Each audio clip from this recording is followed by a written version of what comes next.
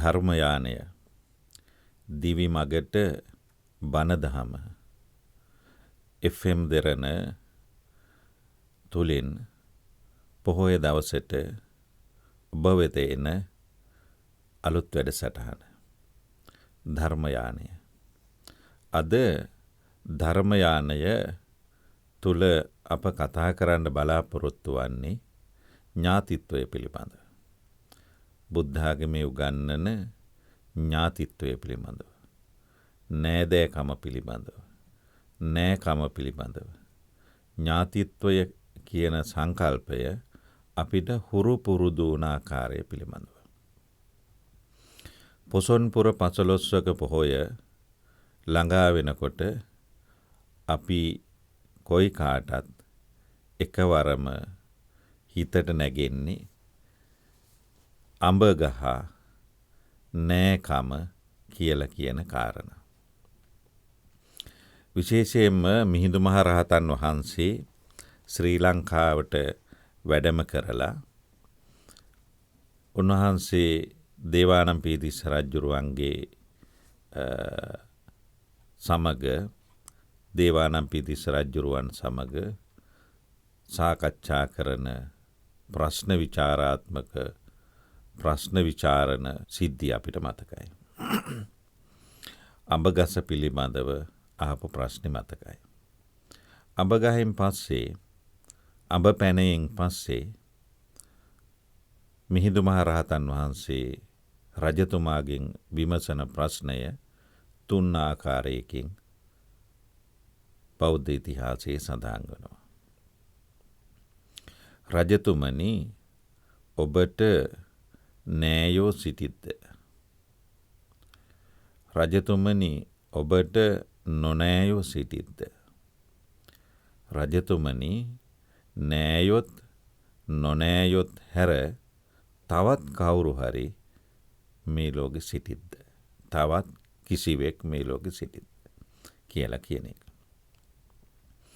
ඇත්තටම මේ ප්‍රශ්න තුන තුල අපි දකිනවා තමන්ට තමන් පිළිබඳව යමක් සිතන්නට, තමා පිළිබඳව කිසිවක් මෙනෙහි කරන්නට, අලුත් යමක් පිළිබඳව හිතන්නට, සමාජය හා සාපේක්ෂව තමා පිළිබඳව තක්සීරුවක් ඇති කරගන්නට, සමාජ ස්වභාවය, තමා කවුද, තමාගේ පරපුර කවුද කියලා කියන කාරණා පිළිබඳව පෞරුෂයක් ඇති කරගන්නට, දැනුවත් වන්නට මේ ප්‍රශ්න අපට සාමාන්‍ය සමාජයේදීත් වැදගත් වෙනවා.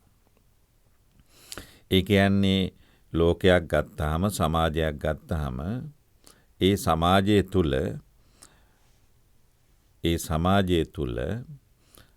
විශේෂයෙන්ම තමන් කියලා කෙනෙක් ඉන්නවා.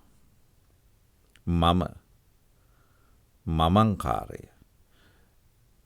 ධර්මයේ ගැඹුරට සාකච්ඡා කරනකොට, ගැඹුරු සංකල්ප වලට යනකොට මම කියලා කෙනෙක් අප කතා කරන්නේ නැහැ.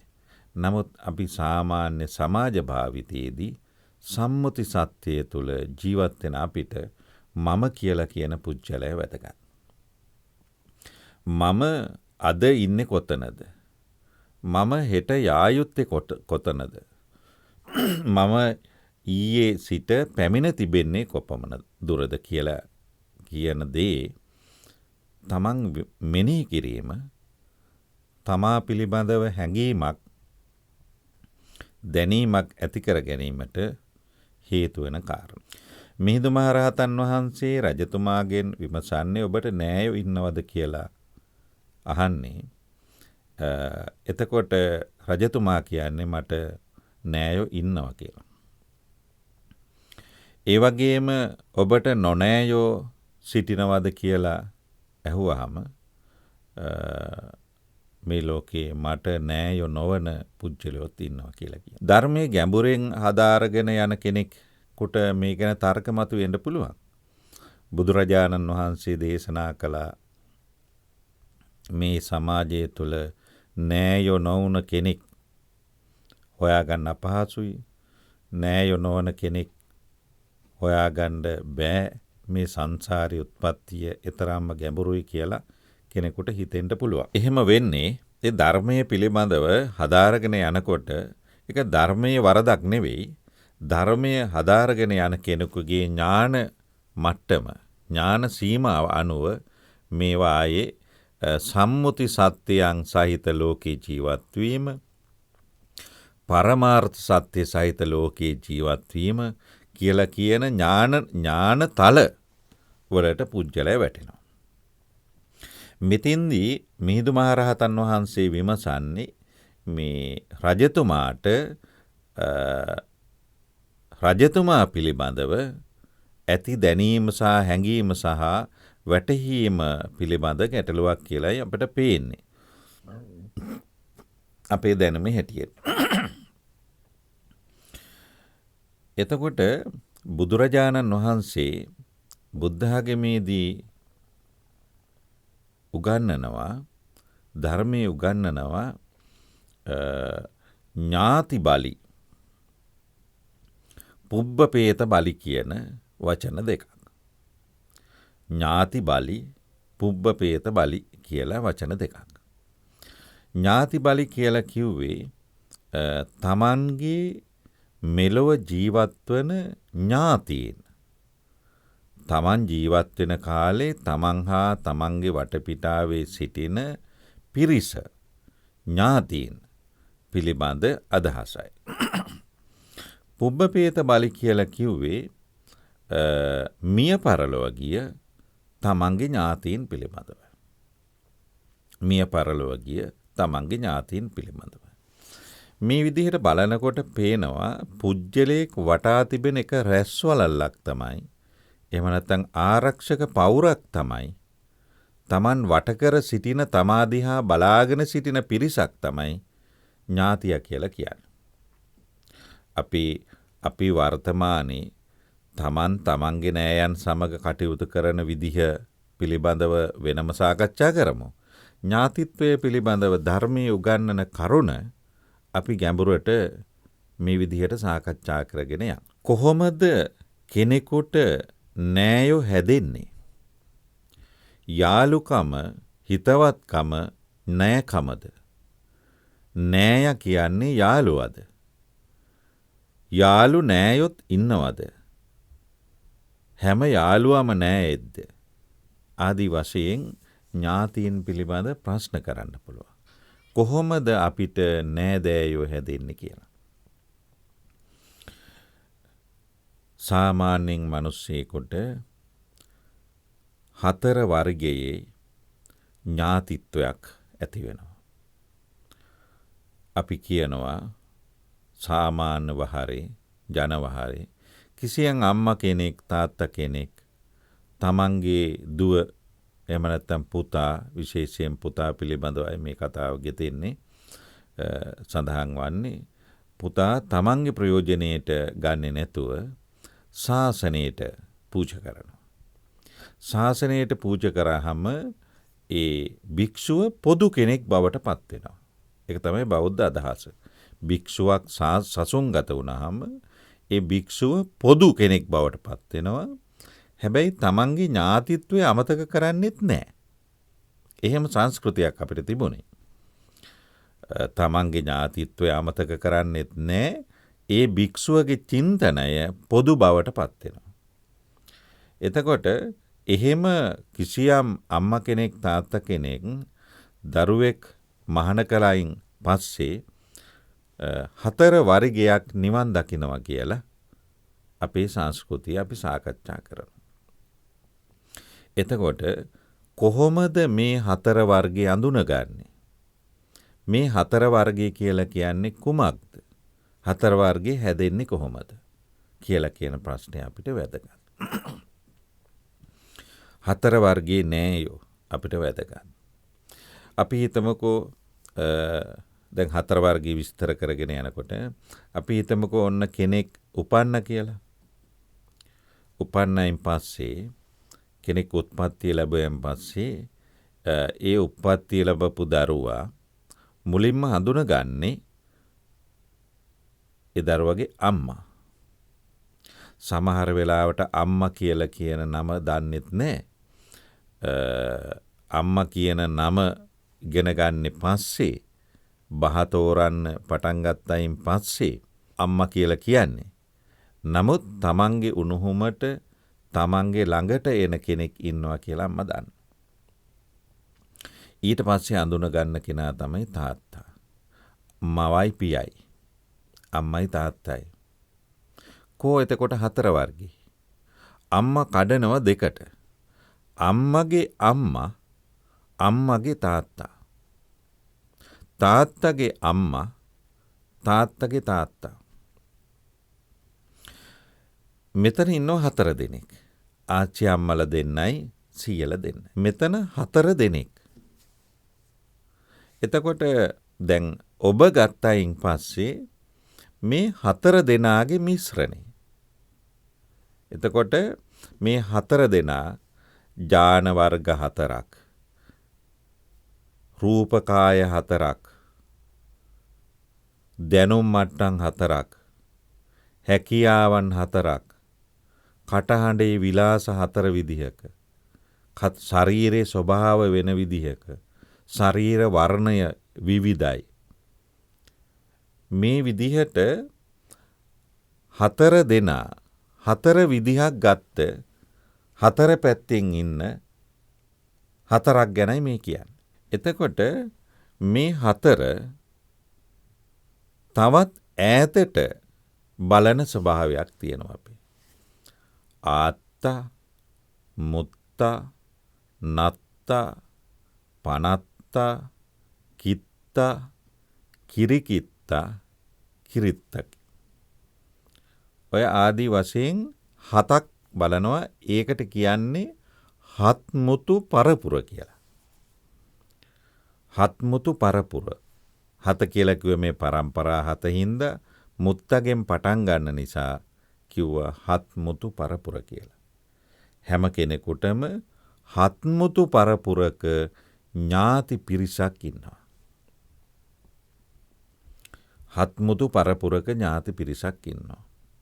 එතකොට මේ පරම්පරා 7 අපි බැලුවට 7න් ඉවර නැහැ. ඒ ඥාතිත්වයේ ඈතට යනවා තව. කිසියම් සීමාවක් අවශ්‍ය නිසා අපි අපේ සංස්කෘතිය හත්මුතු පරපුර. ඒ පරම්පරා 7කට කලින් තමන් ඉපදිලා හිටියයි කියන අදහසක් අපේ සංස්කෘතිය කියනවා. ඔබ වගේම කෙනෙක්, ඔබේ උස ප්‍රමාණයට, ඔබේ ස්වභාවය අනුව, ඔබේ හැකියාවන් අනුව. ඒ කියන්නේ කිසියම් කෙනෙක් මිනිස්සෙක් හැටියට උත්පත්තිය ලබනවා නම් ඒ තමන්ගේ ලේ ඥාති පරපුරේම පමණයි යා උත්පත්තිය ලබන්නේ. ලේ ඥාති පරපුරේම පමණයි උත්පත්තිය ලබන්නේ. අපේ ඥාතියෙක් මැරුණාම ඒ මරණයටපත් වුණ ඥාතිවරයා මිනිස්සෙක් හැටියට උපදිනවා නම් ඒ අපේ ඥාතිත්වයට සම්බන්ධ තැනක තමයි උත්පත්තිය ලබන්නේ කියන විශ්වාසයක් අපේ බෞද්ධ සමාජය තුළ තිබෙනවා.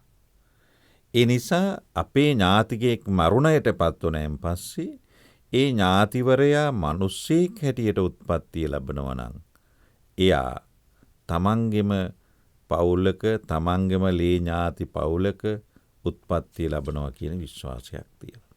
ඒ විශ්වාසයත් සමග තමයි අපේ බෞද්ධ මේ ඥාතිත්ව සංකල්පය හැදලා තියෙන්නේ. දැන් අපි දකිනවා මේ හත්මුතු පරපුර අද වෙනකොට සමහර වෙලාවට කෙනෙක් අඳුනගන්නේ නැහැ. අපේ පරම්පරා 3යි අපේ ඇහැට පේන්නේ. තමන් ඉන්නවා, තමන්ගේ දෙමව්පියෝ ඉන්නවා, තමන්ගේ ආච්චි සීයා ඉන්නවා. එහෙම අඩු වෙලා දැන් 7 3ක් වෙලා ඒවත් තව අඩු වෙලා සමහර වෙලාවට තමන්ගේ අම්මා මතක දරුවෝ ඉන්නවා. තාත්තා අමතක දරුවෝ ඉන්නවා. තමන්ගේ ඥාතීන් අමතක වෙලා ඉන්න දරුවෝ අපි සමාජයේ දකිනවා. ඒක මානව සංස්කෘතියේ සිංහල සංස්කෘතියේ පෙරහීමක්. ඒ වගේම කිසියම් දරුවෙක් උත්පත්තිය ලැබුවාම කිසියම් දරුවෙක් අපේ පවුලට අලුතෙන් ආවහම හැම කෙනාම අර තමන්ගේ හතර පැත්තේ ඉන්න හතර වර්ගයේ පිළිබඳව හොයනවා. මේ බබාගේ හිනාවනම් අම්මගේ වගේමයි. මේ බබාගේ නාහේ තාත්තගේ වගේමයි. මේ බබාගේ බඩ ආච්චිගේ වගේමයි. මේ විදිහට අර තමන්ගේ ඥාතිත්වයේ හතර වර්ගයේ ඥාති කෑලි කොටස් පංචස්කන්ධය පවා තමන්ගේ ඥාති අයට සම්බන්ධද කියලා හොයනවා. බලනවා. අපේ සංස්කෘතියේ ඉස්සර DNA පරීක්ෂණ තිබ්බේ නෑනේ. ඒ ඥාතිත්වය හොයාගත්තේ ඒ ලක්ෂණ වලින්. දැන් අර කවියක් තියෙන්නේ උඹේ අම්මත් කලොම කලුයි. උඹේ අප්පත් කලොම කලුයි. උඹ නලවන මාත් කලුයි. උඹ විතරක් තලෙලලු. දැන් මෙතන තමන්ගේ පරම්පරාවෙමද කියන එක හොයලා බලනවා. තමන්ගේ පරම්පරාවෙම තමන්ගේ ලේ පරපුරේද කියලා හොයලා බලනවා. මොකද ඥාතීන් ගත්තහම ಜಾති දෙකක් ඉන්නවා. එකක් තමයි ලේ නෑයෝ කියලා කියන්නේ. ලේ ඥාතිත්වය කියලා කියන්නේ එකක්.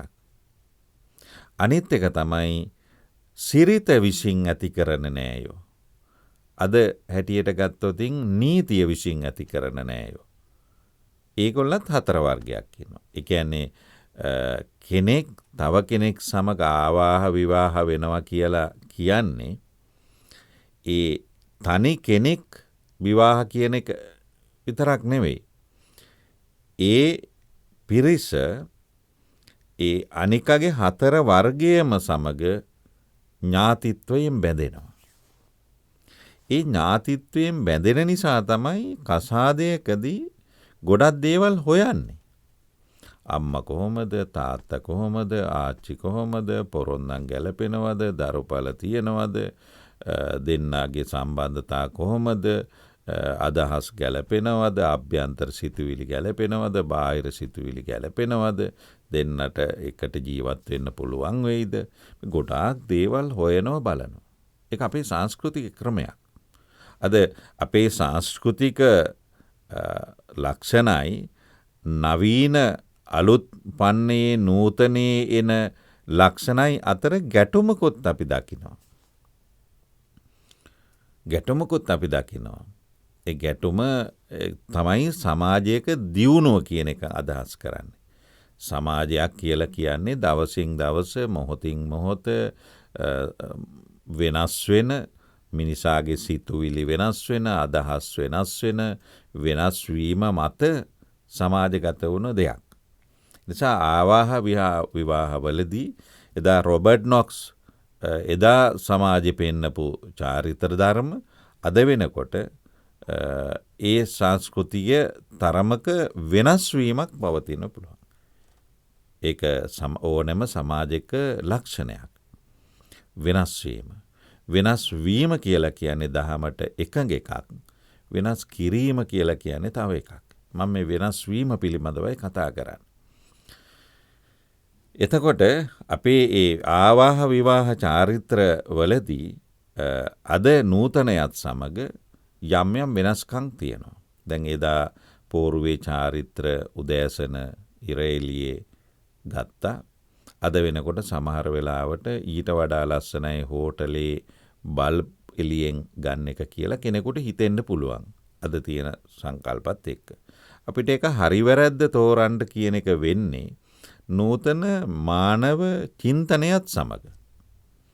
එදා එක තමයි නිවැරදිම එක, අද එක තමයි වැරදිම එක කියන ස්ථාවර ස්ථිර මතවලට සමාජයකදී එන්න බෑ.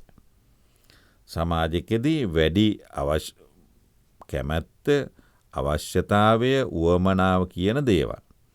මුල් කාලේ අපි ගෙයක් හදනකොට සම්පූර්ණ බිමට අඩිතාලම සමතලා කරනවා. ගේ තියෙන බිම සම්පූර්ණ සමතලා කරනවා. කන්දක් තිබුණොත් ඒක සමතලා කරලා සමතලා බිමේ තමයි ගේ හැදුවේ. සමතලා බිම තමයි වාස්තු විද්‍යාව අනුව නිවැරදි හැටියට තීරණය කළේ. නමුත් අද වෙනකොට කන්දක ගෙයක් හදනකොට කන්දේ විදිහටම ගේ හදනවා. ඒක වෙනස්. එදාට වඩා අද වෙනස් වෙලා. කියන්නේ මිනිස්යන් ඇහැ ලස්සන හැඩරුව බලන විදිහ කාලෙන් කාලෙට වෙනස් වෙනවා. කාලෙන් කාලෙට වෙනස් වෙනවා. සමාජයත් සමග වෙනස් වෙනවා. ඒක වෙනස් කරනව නෙවෙයි සමාජයට අනුගතව වෙනස් වෙනවා. එතකොට මේ ඥාතිත්වය කියන සංකල්පය එහෙම වෙනස් වෙලා ගිය එකක් නෙවෙයි. ඥාතිත්වය කියන සංකල්පය එහෙම වෙනස් වෙලා ආපු දෙයක් නෙවෙයි. අපි කෙනෙක් ගත්තයින් පස්සේ ඒ තමන් හැම කෙනෙකුටම ලේඥාති කියලා පිරිසක් ඉන්නවා, නීතිමය ඥාති කියලා පිරිසක් ඉන්නවා. එයින් වැඩි අවධානය තමයි ලේඥාති පරපුරට දෙන්නේ. ලේඥාති පරපුර කියලා කිව්වහම එයාලගේ කටහඬ එක වගේ, රූපකාය එක වගේ, ඇවිදින විට එක වගේ, කටයුතු කරන විදිහ එක වගේ, සමහර වෙලාවට සිතුවිලිත් එක වගේ. එතකොට මේවට වෛද්‍ය විද්‍යාව කියනවා ප්‍රවේණිය කියලා. බුද්ධ ආගමේ මේකට කියන්නේ කම්ම සංකල්පය කියලා. ප්‍රවේණිය කියන වචනය බුද්ධ ආගමේ කම්ම සංකල්පයට වඩා කුඩායි. ඊට වඩා පුළුල් අදහසක් තමයි බුද්ධ ආගමේ කම්ම සංකල්පය තුළ තියෙන්නේ. පෙර කර්ම ශක්තිය කියලා. එතකොට අපි කියනවා කම්ම නෑයෝ, කර්ම නෑයෝ, කර්මය නිසා වුණ නෑයෝ කියලා. ඒ කම්ම නෑයෝ කියලා කියන්නේ මිලී ඥාතීන්ට. අපේ සමහර අය මේක වරද්දවලා තේරුම් අරගන්නවා කම්ම කියන වචනේ කරුමයට ආපු නෑයෝ කියලා. අපේ නෑයෝ තමයි කරුමේ එහෙම කියලා කියනවා. මොකද ඒකට ඒ තත්වයට අද අපි පත් වෙලා තියෙන්නේ සාමාන්‍ය මිනිස්යාගේ චින්තනය පිරිහෙනකොට, ආධ්‍යාත්මයේ පිරිහෙනකොට පුජ්‍යලයා පුජ්‍යල කේන්ද්‍රීය බවට පත් වෙනවා. පොදු සමාජ මතයට වඩා තමන්ගේ මතය ප්‍රදාන කරගන්න උත්සාහ ගන්නවා. ඒ සමාජ මතය සමාජයේ දකින පොදු සත්‍යය සාකච්ඡා කරනවට වඩා, සමාජයේ තියෙන පොදු සත්‍යයට කන් දෙනවට වඩා තමන්ට වාසි සහගත, තමන් හිතන තමන්ගේ පුජ්‍යලික අදහස තමයි නිවැරදි අදහස කියලා හිතන්න පෙළඹෙනවා. එහෙම පෙළඹෙන්නේ පුජ්‍යලයාගේ ආධ්‍යාත්මික පරිහානියත් එක්ක. අද බුද්ධ ආගමේ කියන්නේ පුජ්‍යලයක් හැටියට ගත්තාම අත්හිත පරහිත, අත්වැඩ පරවැඩ. අත්හිත පරහිත කියලා කිව්වේ තමන්ගේ ජීවිතය තුළ සමාජ හිතකාමී බවක් තියෙන්නත් ඕන, තමන්ට හිතකාමී බවක් තියෙන්නත් ඕන. සමාජ හිතකාමී බවත් නැති, තමන්ට හිතකාමී බවත් නැති පුජ්‍යලෝ සමාජ ඉන්නවා. එහෙම හම්බ පුජ්‍යලෝ සමාජ ඉන්නවා. අපිට සමහර වෙලාවට ඔය මතවාද විතරක් ප්‍රකාශ කරන අද සමාජයේ, මොකද අපේ සිංහල සංස්කෘතික සමාජය අපේ මේ ඥාතිත්ව සංකල්පයත් සමග අපි හුරු වුණේ අක්කා අයියා කියන්න, නැන්දා මාම කියන්න, ආච්චි සීයා කියලා කියන්න. මොකද ඥාතිත්වයෙන් අමතන්නයි අපි පුරුදුනේ. සමහරට ඥාති නොවන කෙනෙකුට වුණත් ඥාතිත්වයෙන් අමතන්න අපි හුරු වුණා. ඒ ඥාතිත්වයෙන් ඇමතීම තුළ තිබුණේ බැඳීමක්. ඒ කියන්නේ ඒ බැඳීම කියලා කියන්නේ පුජ්‍යල බැඳීමක් නෙවෙයි, සමාජමය බැඳීමක්. ඒක වැදගත්. සමාජමය බැඳීමක් තිබුණේ. ඒ පුජ්‍යලයෝ අතර බැඳීමක් තිබුණා. ඒ හුරුව අපේ සමාජය තුළ වර්තමානයේ නැති වේගන යමිනුත් තාම තියෙනවා. ඒක නැත්තටම නැති වෙලා නැහැ. ඥාතිත්වයෙන් අමතන්නේ. අක්කා නෙවෙයි අක්කා කියලා කියනවා. අයියා නෙවෙයි අයියා කියනවා. අම්මා නෙවෙයි අම්මා කියලා කියනවා. මාම නෙවෙයි නැන්දා නෙවෙයි නැන්ද කියලා කියනවා. ඒ විදිහට අපේ ඒ ඥාතිත්ව සංකල්ප තුල තමයි අපි ජීවත් වුනේ. අපේ සංස්කෘතිය ජීවත් කළේ එහෙමයි. අපි හැදුනේ එහෙමයි. අපේ සංස්කෘතියේ හුරුනේ එහෙමයි. සිංහලයා ඉගෙන ගත්තේ එහෙමයි. සිංහලයා හොඳ නරක තීරණය කළේ එහෙමයි. සිංහලයට හුරු වුණේ ඒ සමාජයයි. ඒක අද සුදුසුද නැද්ද කියලා කියන එක අද ඒක ගැළපෙනවද නැද්ද කියලා කියන එක හිතනවා නම් ඒක වෙනම කාරණාවක්. නමුත් තිබුණු එක මොකද්ද කියන එක දැනගන්නත් ඕන, වෙනස් වෙන එක මොකද්ද කියලා දැනගන්නත් ඕන. තිබුණ එක දන්නෙත් නැතුව වෙනස් වෙන එක දන්නෙත් නැතුව විවේචනය කියලා කියන එක සුදුසුද කියලා හිතන්න. අද අපේ පුජ්‍යලය නැතුව හඬ පමණක් සමාජයට එන්න. එහෙම නැත්නම් පුජ්‍යලය නැතුව අදහස පමණක් සමාජගත කරන නව මාධ්‍ය සංකල්පයක් අත්දකිනවා. ජනමාධ්‍ය වලට අමතරව නව මාධ්‍ය වලට. පුජ්‍යලය නැහැ හඬ විතරක්. පුජ්‍යලය නැහැ අදහස විතරක්. එහෙම සංස්කෘතියක් අපිට තිබුණේ නැහැ. ඒක මේ නව මාධ්‍ය සංස්කෘතියත් එක්ක පැමිණිලා තියෙනවා. ඒක කොතරම් සමාජ හිතකාමීද නැද්ද කියලා කියන එක හිතන්න පුළුවන් ඔබට.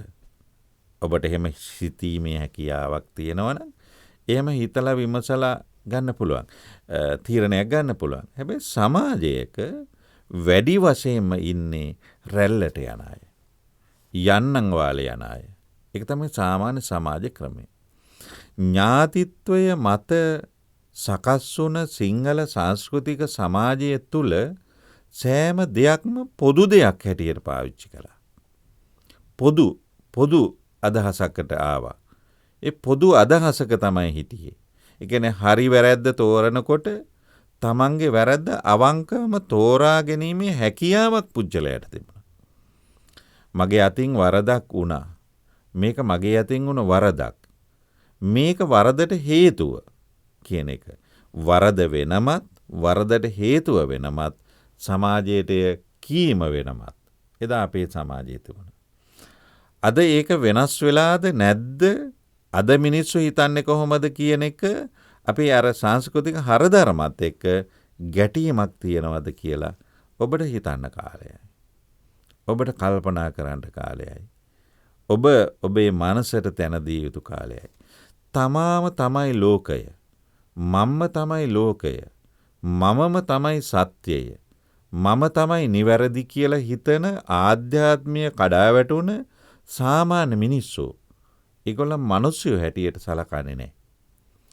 එයාලා මිනිස්සු හැටියට සැලකුවේ නැහැ අපි තාම. මිනිස් කාය තිබුණාට මානව චින්තනය නැත්තම් එයා මිනිස්සෙක් හැටියට කැලකුවේ නැහැ. අපේ සංස්කෘතික සමාජය. මානව කාය විතරක් නෙවෙයි මානව චින්තනය, මානව අධ්‍යාත්මය කියලා කියන එක තියෙනවද නැද්ද කියලා කියන්න.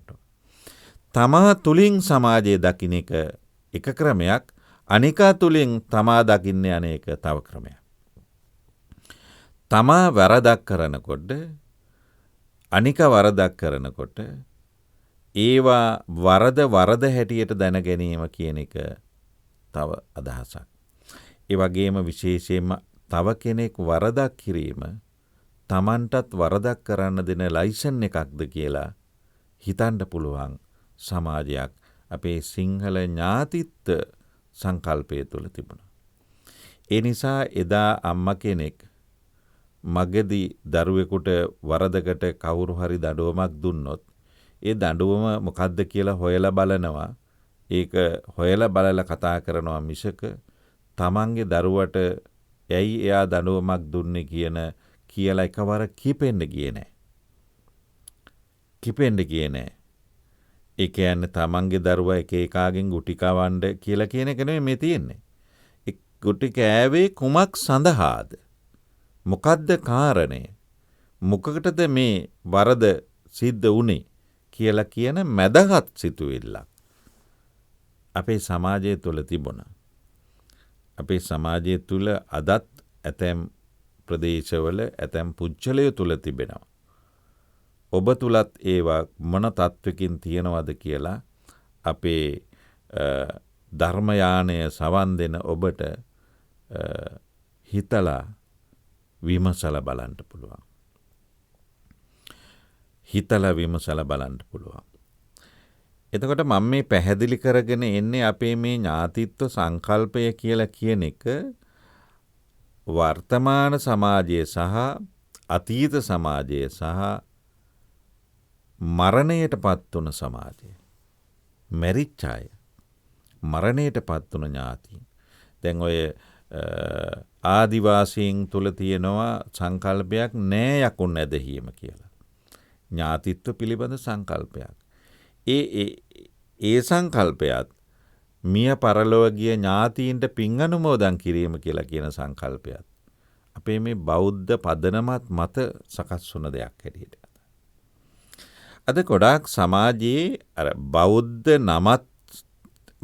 නමින් අබෞද්ධ වැඩ කරන අබෞද්ධ විදිහට ක්‍රියාත්මක වන ඇතැම් පුජ්‍යල පිරිසක් සමාජයේ ඉන්නවා කියලා පේනවා. ඒ නිසා මේ කාරණාව සමහර අපේ පිරිස් පුජ්‍යලයා නැතුව හඬ පමණක් එන අදහස පමණක් එන ඔය නව මාධ්‍ය හරහා සමහර වෙලාවට ඒ විරෝධය පළ කරනවා.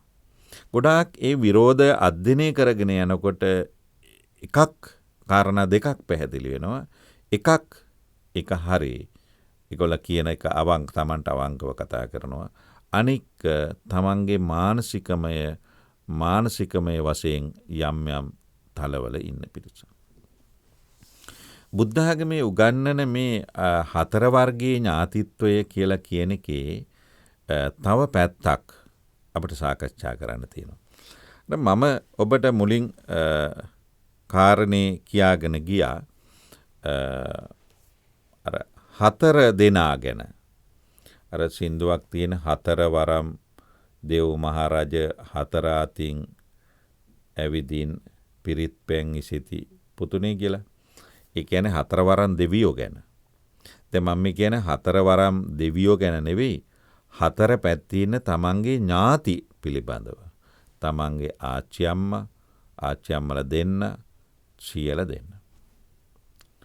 එතකොට දැන් ඔබ කියලා කියන පුච්චලයා ගන්නකොට අර 4 දෙනා ආච්චිලා දෙන්න, සියලා දෙන්න. අපි කිව්වේ ඒගොල්ලන්ගේ රූපකාය වෙනස්, දැනුම වෙනස්, දැනුම් මට්ටම් වෙනස්, අවබෝධය වෙනස්, එතකොට හැකියාවන් වෙනස්, දක්ෂතාවයන් වෙනස්, ආසාවන් වෙනස් කියලා. ඒ සියල්ලම හැකියාවන්, දක්ෂතාවයන්, ආසාවන්, ශරීර කාය මේ සියල්ල එකතු කරලා කියන වචනේ තමයි කම්ම කියලා කියන්නේ. කම්ම. මේ 4 දෙනාගෙම කම්ම ශක්තියින් එකට එකතු කරාම මේක ඔක්කොම දැන් ඔබ කියලා කියන පුජ්‍යල හැදෙන්නේ මේ 4 දෙනාගෙම ඒ කර්ම ශක්තියින් එකතු කරලා එකට කලවම් කරලා අරගෙන එයින් හැදිච්ච එක තමයි ඔබ කියන්නේ. සමහර වෙලාවට මේ 4ම කලවම් වුණාම මේ 4ටම වඩා පවර්ෆුල් එකක් වෙන්න පුළුවන් ඒකෙන් බිහි වෙන එක. දැන් බලන්නකෝ සිද්ධාර්ථ කුමාරයා තරම් බුදුරජාණන් වහන්සේ බුද්ධත්වයට පත් වුණා. බුදුරජාණන් වහන්සේ තරම් මහා කරුණාව සහිත කෙනෙක් ඒ 4 වර්ගෙම හිටියද? බුදුරජාණන් වහන්සේ තරම් මහා ප්‍රඥාවක් තිබුණ කෙනෙක් ඒ 4 වර්ගෙම හිටියද? ඒ 4 වර්ගෙම නැහැ. එතකොට ඒ 4 වර්ගෙම නැති දක්ෂතාවයක්, හැකියාවක් බුද්ධ ශරීරය තුල බුදුරජාණන් වහන්සේ තුල අපි දකින්න ප්‍රතියමාන වෙනවා සිද්ධිය. ඒ 4 දැන් ඒ බුද්ධත්වයේ බිහි කිරීමේ ඒ හැකියාව ආපු කර්ම ශක්තියන අර 4 වර්ගයේ තිබුණේ නැද්ද? තිබුණා. ඒ 4ම එකතු වීම තුළ ඒ ඥාන ශක්තියින් හැටියට කියන එහෙම නැත්නම් කර්ම ශක්තියින් එකතු වීම තුළින් බුදුවරයෙක් පහළ. ඒ වගේ ඔබ ගත්තොත් ඔබේ 4 වර්ගයේ තුල කුමන තැනක ඉන්නවද කියලා ඔබට හිතලා බලන්න පුළුවන්. ඔබේ 4 වර්ගය ගත්තාම ඔබ කොයිවන සමහර වෙලාවට ඔබේ 4 වර්ගෙම කෙනෙකුට වඩා ඔබ ඉදිරියෙන් ඉන්න පුළුවන් අද වෙනකොට. 4 වර්ගයේ ඥාති පිරිසන ඒ ඉදිරිය කියන්නේ එක්ක දැනුමින් ඉදිරියට ගිහින් ඇති ඔබ. එහෙම නැත්නම් අවබෝධයෙන් ඉදිරියට ගිහින් ඇති. එහෙම නැත්නම් සමාජ තත්වයෙන් ඉදිරියට ගිහින් ඇති. එහෙම නැත්නම් සමාජ හිතකාමීත් කිසියම් ක්‍රමයකින් ඔබ ඉදිරියට හෝ පස්සට හෝ ගිහින් තියනවද කියන අදහස ඔබට ඇති කරගන්නට නම් ඔබ හතර වර්ගයේ පිළිබඳව ඥාතිත්වයේ පිළිබඳ දන්න කෙනෙක් වෙන්න ඕන. ඔබ ඒ පිළිබඳව හොයා බැලුවොත් විමසා බැලුවොත් කියන. දැන් ওই සමහර අය ඉන්නවා. සමහර සිද්ධි කළාම මේ වගේ කෙනෙක් වගේ කෙනෙක් අපේ හතර වරිගෙම නැහැ කියලා අම්මලා බහිනවා. නරක දේ කළාම සමහරට අපේ හතර වර්ගෙම නැහැ කියලා කියන්නේ. අපේ පරම්පරාවේ නැහැ කියලා කියනව නෙවෙයි හතර වර්ගෙම නැහැ කියලා කියන්නේ. මොකද මේ හතර වර්ගය කියලා කියන එක අපේ ජීවිතවලට අපේ සමාජයට අපේ වචනවලට වාක් වහරට හුරු පුරුදුනේ මේ බුද්ධ ආගමෙන් අපිට අඟවපු දේ. සමහර වෙලාවට අර හතර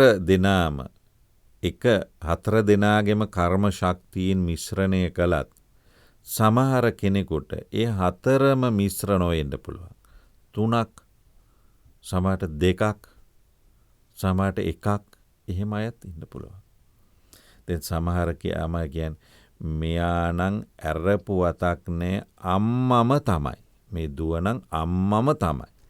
අම්මා වගේමයි කතා කරන්නේ, අම්මා වගේමයි ඇවිදින්නේ, අම්මා වගේමයි ශරීර ස්වභාවය, අම්මා වගේමයි වටපිට බලන්නේ, කතා බහ කරන්නේ, පන්සලට ගියත් වැඩ කරන්නේ. එතකොට ඒ ගති ස්වභාව ඒ විදිහට එහෙමම හිටින දරුවෙක් ඉන්න පුළුවන්.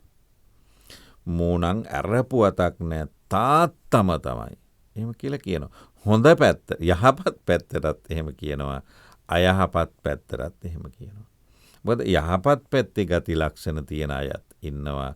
අයහපත් පැත්තේ ගති ලක්ෂණ තියෙන අයත් ඉන්නවා. එතකොට කිසියම් කෙනෙක් තමන්ගේ පවුලේ දක්ෂ වෙනවා. එක්කෝ ඉගෙනීමට දක්ෂයි, එක්කෝ චිත්‍ර අඳින්න දක්ෂයි, එක්කෝ කතා කරන්න දක්ෂයි, එක්කෝ අනුන් විවේචනය කරන්න දක්ෂයි, එක්කෝ අනුන්ගේ ඇද හොයන්න දක්ෂයි. ඔය කිසි එකේ පැත්තකට එයා දක්ෂ වෙනවා. සමහරට පැති කීපයකටම දක්ෂ වෙනවා. ඒ දක්ෂතාවය එයාගෙම නෙවෙයි. ඒ හැකියාව එයාගෙම නෙවෙයි. ඒ හැකියාව එයාට ආවේ එයාගේ පරම්පරාවේ. එයාගේ පරපුරේ ඒ හැකියාව තුන. එයා තරමටම ඒ විදිහටම එච්චරමට වඩා ඉදිරියට ගිහින් කෙනෙක් වෙන්න පුළුවන්. නමුත් ඒ හැකියාව එයාට ආවේ පරම්පරාව. සමහරට ඔබ මම කියන කාරණාව අද තරුණ දරුවන්ට එහෙම නැත්නම් විද්‍යාත්මක චින්තනයෙන් සිටින දරුවන්ට බලන්නත් පුළුවන්. ඒ පරම්පරාව අධ්‍යයනය කරගෙන යනවා. ඒ පරම්පරාවේ පුජ්‍යලව අධ්‍යයනය කරගෙන යනවා. ඒ පරම්පරාවේ පුජ්‍යලන්ගේ හැකියාවන් අධ්‍යයනය කරන් යනවා. එතකොට මේ හැකියාව එතන හොවෙනවා.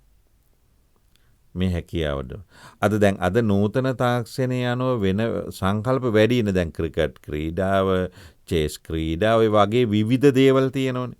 එතකොට ඒවා උනත් ඒවා හා සම්බන්ධ බුද්ධිමය වර්ධනය, ශක්තිමය වර්ධනය ඒ නමින්ම නැති වුණාට ඒ හැකියාව එදා එයාගේ පරම්පරාවේ තිබුණා. එහෙම නැත්තම් එයාට එන්නේ කොහොමද? එහෙම එන්න විදිහක් නැහැ. ඒ පරම්පරාවේ ඒ හැකියාව, ඒ දක්ෂතාවය තිබුණා. ඒ පරම්පරාවේ හැකියාව තමයි Tamante. ඒ පරම්පරාවේ තිබුණ හැකියාව තමා තුළ වර්ධනීය අවස්ථා තියෙන්න පුළුවන්. තමන්ගේ ගොන්කමක් තියෙනම් ඒකත් ඒ ගොන් ගති සහිත අපි කියන්නේ සමහරට මේ මිනිස්සයා නම් ගොන් ගහක් කියලා කියන්නේ. ඒ ගති ස්වභාව එයාගේ පරම්පරාවෙන් ආපු එක. සමහර වෙලාවට මේ පරම්පරා ලක්ෂණේ වෙනස් කරන්න පුළුවන් අපිට. වෙනස් වීමනේ බුද්ධ ආගමේ තියෙන නචසෝ නච අඤ්ඤෝනේ. එයාත් නෙවෙයි වෙන කෙනෙකුත් නෙවෙයි. ඒ කියන්නේ එයාගෙම විපරිණාමය. ඒ හැකියාවන් විපරිණාමය, දක්ෂතාවයන් විපරිණාමය, කටහඬ විපරිණාමය, ශරීර ස්වභාවයේ විපරිණාමය. මේ සියල්ල බුද්ධ ආගම දකින්නේ විපරිණාමයේ ප්‍රතිඵලයක්. වෙනස් වීමේ ප්‍රතිඵලයක්. දැන් උදාහරණයක් හැටියට තමන්ගේ මුදල් වලින් තමන්ගේ රැකියාව කරලා තමන් හොඳට ආර්ථිකය කෑව බිව්වට තමන් ආහාර පාන ගත්තට තමන්ගේ ශරීරය හැදෙන්නේ තමන්ගේ පරපුරේ විදියට. තමන්ගේ පරම්පරාව විදියට. අපි ඉතින් ඒව හදාගෙන ජිම් වලට ගිහලා ශරීරය හදන්න කියලා ගියාට අපිට යම් කොටස් සකස් කරගන්න පුළුවන් වුණාට අපේ ඒ පරපුරේ ආපු ගති අපේ ශරීර ස්වභාවයන් සම්පූර්ණයෙන් වෙනස් කරන්න බෑ. අපි අපේ මගේ මමයි මේ දක්ෂතාවය ඇති කරගත්තේ මමයි විභාග ලියලා පාස් වුණේ මමයි මේකේ ලකුණ ගන්න ඕන කියලා Tamanට තනියම මේ ලකුණ ගන්න ඇදුවට ඒ Tamanගේ නොදන්නාකම. ඒ පරම්පරාවේ ආපු ලේ ඥාතිත්වයේ ආපු බුද්ධ ආගම කියන්නේ කම්ම කියලා කර්ම ශක්තිය කියලා. කම්ම බලය. එතකොට ඒ හැකියාව තුළ තමයි මිනිස්සෙක් සමාජගත වෙන්නේ. ඒ පුජ්‍යලයාගේ හැකියාව, විධික්‍රම, ඔහු කරන වැඩ. දැන් අපි සමහර වෙලාවට වරදකාරයෙක් අල්ලගෙන ඒ වරදකාරයා එයා තමයි වැරදිකාරය කියලා හිරේ දානවා. නමුත් ඒ වගේ වැරදි කිරීමේ ස්වභාවය, ඒ අඩුපාඩු සහිත ස්වභාවය පරපුරේ තිබිච්ච එක. ඒ පරම්පරා කර්ම ශක්තිය කිව්වේ ඒකයි. බුදුන් මේ කම්මං සත්‍යේ විභජති යදිදං හීනප්පනීතිතා. ප්‍රනීත බවට, ඒ කියන්නේ උසස් බවට, යහපත් පැත්තට, හීනං නරක පැත්තට, අඩු පැත්තට පුජ්‍යලය වෙනස් කරන්නේ. ඒ පුජ්‍යලයෝ ඒ තැන්වල ඔසවා තබන. ඒ තැන්වල ඔසවා තබනකොට වර්තමානයේ දකිනකොට කෙනෙකුට හිතෙන පුළුවන් ඒකේ මහා පිනක් කියලා. නමුත් කාලයත් එක්ක ඒ පිනම ඇත්තටම පවක්ය කියලා කෙනෙකුට අනිත් පැත්තට තේරෙන්න පුළුවන් තව ටික කාලයක් යනකොට. ඒ අපි ජීවත් වෙන කාලය තුළ මේ සංසාරේ නැමැති කාල පරාසය තුළ සිද්ධ වෙන සිද්ධි පිළිබඳව අපිට කිසියම් කෙනෙකුට හිතා ගන්න හරි අපහසුයි. ඒ නිසා තමයි නැවත හිතන්න, ආයෙත් හිතන්න, හොඳට හිතන්න, තුන් පාරක් හිතන්න, විමසන්න, ආයෙත් විමසන්න, තුන් පාරක් විමසන්න කියලා බුද්ධ ආගමේ උගන්වන්නේ. එක සැනින් තමන් ගන්න තීරණය වෙනස්. ඒක ඊට වඩා වෙනස් ස්වභාවයක් වෙන්න පුළුවන් නිසා. ඒ ඥාති සංකල්පය අපේ ජීවිතවල, අපේ සංසාරගතවල, අපේ මනෝකම්මවල, අපේ කාය කම්මවල, අපේ වචී කම්මවල යම් බලපෑම් කරනවා කියන එකයි මම මේ කියන්නේ. මේ පිළිබඳව ඔබට තියෙන අදහස් තිබෙනවා නම් ඔබට සාකච්ඡා කරන්න පුළුවන්. විශේෂයෙන් ඔබට අද ඉඳලා FM දෙරණ අසපුව YouTube නාලිකාවෙන් මේවා ගැන සාකච්ඡා කරන්න පුළුවන්. හැබැයි මේවා සාකච්ඡා කරලා ඔබට මේ පිළිබඳව ඔබේ අදහස් දාන්නත් පුළුවන්. අපි මේ ගමනක් යන්නේ. බුද්ධ ආගම ඥාතිත්වයේ ගමනක් යන්නේ. ඒ ඥාතිත්වය කියලා කියන එක අද පටු විදිහට මිනිස්සු හිතන්න පුරුදු වෙලා තියෙනවා.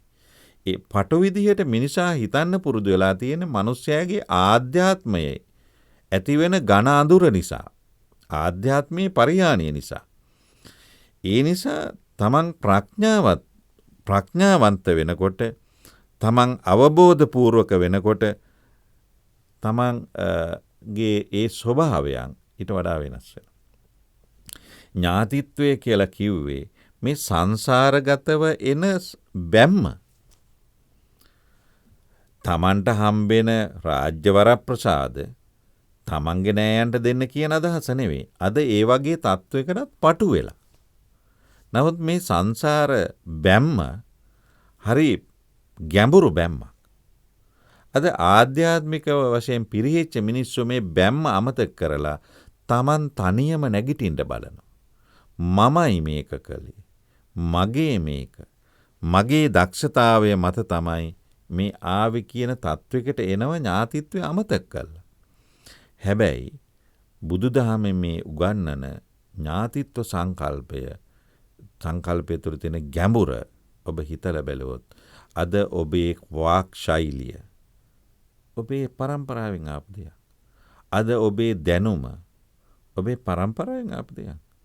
අද ඔබේ කාය ශක්තිය පරම්පරාවෙන් ආව. ඒ වගේම ඔබට තියෙන ශාරීරික රෝගාබාධ. ශාරීරික රෝගාබාධ. බුද්ධ ආගමේ කියනවා කම්ම රෝග කියලා. කම්ම රෝග කියලා කියන වචනය අද බොහෝ දෙනා වැරදි විදිහටයි අර්ථකථනය කරනවා දැනෙන්නේ. කාට හරි නරක නපුරු අසනීපයක් හැදුනයින් පස්සේ ඒක උගේ කර්මෙට තමයි, ඔකගේ කර්මෙට තමයි කියලා එහෙම කියනවා. කම්ම රෝග කියන්නේ එහෙම නෙවෙයි. කම්ම රෝග කියලා කියන්නේ Tamanට පරපුරෙන් එන රෝග. අම්මගේ තාත්තගේ පරම්පරාවෙන් එන රෝග. අම්මගේ තාත්තගේ පරම්පරාවෙන්. සමහර වෙලාවට ඔබට ඔබේ චවි වර්ණය, ඔබේ චර්ම රෝගයක්, ඔබේ හෘද රෝගයක්, ඔබට තියෙන වෙනත් ශාරීරික රෝගාබාධ, ඒවා අද වෛද්‍යවරු සමහර වෙලාවට කියන්නේ මේකනම් මේ ලක්ෂයකට එකයි හැදෙන්නේ. එහෙම කියලා කියන්නේ. කවුද වෙන්නත්? කවුද ලක්ෂ ගණන්නේ? දැන් ඒ කම්ම රෝග, ඒවට කියන්නේ කම්ම රෝග. ලේ උරුමෙන් එන ඒවා. සමහරට අම්මට තිබුණ අසනීපය ඒක දුවට ආවා, පුතාට ආවා. එහෙම වෙන්න පුළුවන්. සමහරට අම්මට නෑ, ආච්චි අම්මට තිබුණා. ඒක අම්මා අතහැරලා Tamanට ආවා. සමහර වෙලාවට පරම්පරා එහෙම 7-8 ඈත හොයන් යනවා. සමහර අය ඉන්නවා ගම්මාන වලින් කොළඹට ඇවිල්ලා ගමේ ඥාති ඔක්කොම අතහැරලා දාලා, ඒ ඥාති මතක නැහැ, ගම්දනව මතක නැහැ. එහෙම ඒගොල්ලෝගේ වෛද්‍ය වාර්තා ගත්තාම මොන රෝගයක්. ඉතින් වෛද්‍යවරයෙක් කියන මේක පරම්පරා. එතකොට Tamanට වුණත් ඒක බලා ගන්න පුළුවන් තත්වයක් ළඟ පරම්පරාවට. සමහර පරම්පරා 3ක් නම් අපේ ඇහැට දකින්න පුළුවන්. නමුත් ඈත වුණත් අද වෛද්‍ය රිපෝට් තියෙනවා, ඒ වෛද්‍ය වාර්තා තිබෙනවා, ඒවා sannivedanaයත් සමග එකතු වෙලා තියෙනවා. මේ කිසියම් කෙනෙකුට මේවයි සත්‍යාසත්‍යතාවය සොයාගෙන යන කෙනෙකුට හොයන්නත් පුළුවන්. හැබැයි මේවා පිළිගත යුත්තේ ඇත්තටම මේවා පිළිබඳව අවබෝධයකින් යුතුවයි. අවබෝධයකින් පිළිගැනීම තමයි වඩා හොඳ. මොකද අර බුද්ධ ආගම ගන්නනවනේ චල සද්ධා අචල සද්ධා කියලා එක. චල සද්ධා කියලා කියන්නේ හරි ඉක්මනින්ම ප්‍රසාදයටපත් වෙනවා, ඉක්මනින්ම නැති වෙලා යනවා. අපි කියන්නේ රැල්ලටත් කියලා අන්නේ වගේ. අචල සද්ධාව කියලා කියන අවබෝධයත් සමග දැනුමත් අවබෝධයත් සමග ඇති කර ගන්නා පැහැදීම. ඒ සඳහා කාලයක් ගත වෙනවා. කාලයක් ගත වෙලා හරි ඒක කරන්න පුළුවන්. සමහර වෙලාවට කාල ගත වෙලත් චල සද්ධාව ඉන්නවා. කාලය නෙවෙයි වැදගත් වෙන්නේ. ඒ කාලය තුල මනස මෙහෙයවන ස්වභාවය. කාලය තුල මනස මෙහෙයවන ස්වභාවය.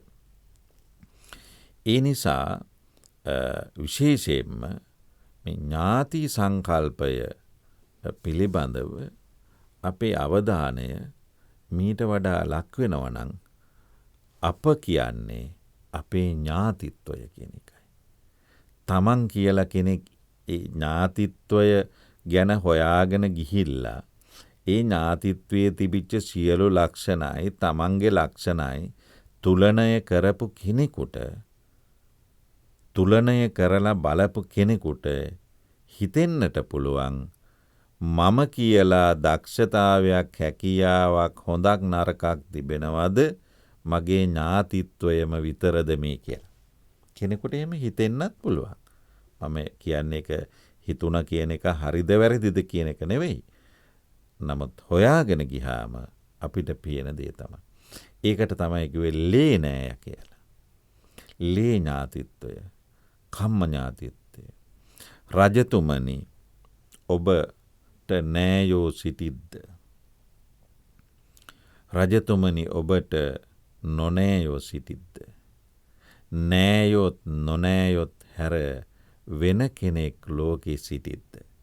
කියපු ප්‍රශ්න 3 එදා මිහිඳු මහරහතන් වහන්සේ දේවානම් පියතිස්ස රජුරුවන්ගෙන් විමසුවට දිනපතා ඔබෙන් විමසාගත යුතු ප්‍රශ්නයක්ද කියන එක අද ඔබට හිතන්න කාලයයි. විශේෂයෙන්ම අපි දිවි මගට බණ දහම, දිවි මගට බණ දහම කියමින් අපි අද ඔබත් සමග මේ සාකච්ඡා කළේ අද වගේ පොසොන් පොහොය දවසක සිද්ධ වෙච්ච සිද්ධිය අපේ ජීවිතවලට මොන තරම් ගැඹුරක් අරගෙන එනවද කියලා. හැබැයි මේ ගැඹුර හිතන්න තරම් අපිට අද කාල වේලාව බොහොම අඩුයි. අපි භූමි තෙල් පෝලිමේ, පෙට්‍රල් පෝලිමේ, ඩීසල් පෝලිමේ, අනුන්ගේ ඕපදූප වලින් ඔලු පුරෝගෙන විවේචන විමර්ශන වලින් අපි මහා විවේචකයෝ වෙලා විමර්ශනය කරනවා, අනිත් අයගේ ඇදම හොයනවා, අනිත් අයගේ වැරදිම හොයනවා, තමන්ගේ අඩුපාඩු හංගනවා, තමන්ගේ වැරදි හංගනවා. එහෙම සමාජයකට ආධ්‍යාත්මික පිරිස් සුත් ඉන්න, එහෙම අයත් ඉන්න මේ සමාජයක් තුල තමයි අපි මේ ධර්මයේ පිළිබඳව කරුණු කාරණා කතා කරන්නේ. එනිසා තමන්ගේ මනස පුජ්‍යල පංචස්කන්ධ තුලින් දකින්නේ නැතුව ක්‍රියාව තුලින්, ප්‍රතිපත්තිය තුලින්, ක්‍රියාව තුලින් සමාජයේ දකින්නට බුද්ධාගම හුරු කරේ මේ ඥාතිත්ව සංකල්පය තුල. ඥාතිත්ව සංකල්පය තුල එහෙම සංස්කෘතියක් තමයි සිංහල බෞද්ධ සංස්කෘතිය කියලා කියන්නේ. අද සිංහල බෞද්ධ සංස්කෘතිය විවේචනය කරන බොහෝ දෙනා සිංහල බෞද්ධ සංස්කෘතිය කියලා කියන එක හදාරලද කියන ප්‍රශ්නය අපිට එනවා. හදාරලද කියලා කියන ප්‍රශ්නය. මොකද සිංහල බෞද්ධ සංස්කෘතිය විචාරය කිරීම තමයි අවස්ථාව දීලා තියෙන්නේ. විචාරය කරන්න ඕන. විචාරය කියලා කියන්නේ දැනුම නැතිකමනේ, දැනුමින් පිරීගිය උතුරාගිය කොටස් තමයි. එනිසා අද අපි ධර්මයානය අවසාන භාගයට පැමිණෙමින් මේ සිටින්නේ. අපට ධර්මයානය FM දෙරණ මේ කටයුතු කාරණා සකස් කරමින් වැඩසටහන නිෂ්පාදනය කරන්නේ ජ්‍යෙෂ්ඨ නිවේදිකා දිල්රුක්ෂි සෙනවිරත්න මහත්මිය. ඒ වගේම මේ වැඩසටහන හැඩ කරන්නේ පසු නිෂ්පාදනය තරින්ද කසුන් ජයවර්ධන මහත්මයා. ඒ වගේම ධර්මයානය FM දෙරණ අසපුව YouTube නාලිකාව තුලිනුත් ඔබට සවන් දෙන්නට පුළුවන්. ඒ වගේම නව මාධ්‍ය තුල, YouTube මාධ්‍ය තුල ඔබට ඔබේ අදහස ප්‍රකාශ කරන්නත් පුළුවන්. මේ කරුණු කාරණා විමසමින් අහමින් ඔබ තද විවේචකයෙකු වෙන්න යන්නේ නැතුව ඔබට පුළුවන් ඔබේ අදහස පළ කරන්න. ඔබේ අදහසම තමයි කවදා දවසක විවේචනයක් බවට පත් වෙන්නේ. ඔබට ඔබේ අදහස පළ කරන්න පුළුවන්. ඔබේ අදහසත් අපේ අදහසත් එකතු වෙලා අපි සමාජයට දෙන්න ඕන අපිට පුළුවන් දේ. එහෙම සමාජය අර්ථවත් කරන්න දායකත්වයක් දක්වන FM දරණටත් ස්තුතිවන්ත වෙමින් ධර්මයානයට සහ සම්බන්ධ වන ඔබ සියලු දෙනාටමත් ආශිර්වාද කරමින් අද අපි ධර්මයානයෙන් සමුගන්නවා. නැවත දවසක හමුවීමේ බලාපොරොත්තු වෙමි. ඔබට තෙරුවන් සරණයි.